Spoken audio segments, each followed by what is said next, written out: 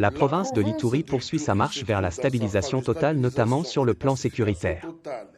Les avancées remarquées sont grâce à l'approche militaire et non militaire mise en place par le gouverneur militaire, le lieutenant-général, Luboyan Kachama.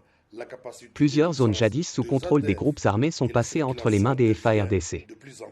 Reportage.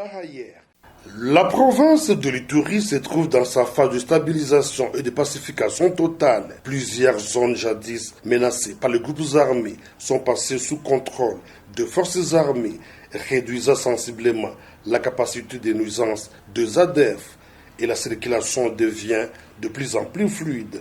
Par ailleurs, un retour massif de la population dans leurs villages respectifs, favorisant la réouverture de grands marchés communautaires. C'est le résultat de l'approche militaire et non militaire mise en œuvre par le gouverneur militaire de l'Ituri, le lieutenant-général Luboyan Kachama.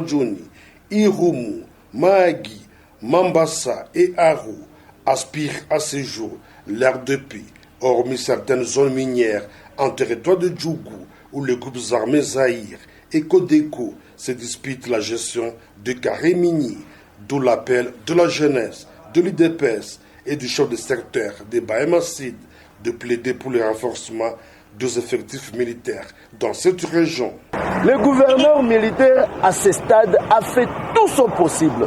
Il a utilisé des voies très sages, mais l'activisme des groupes armés dans la zone minière nécessite des réponses militaires.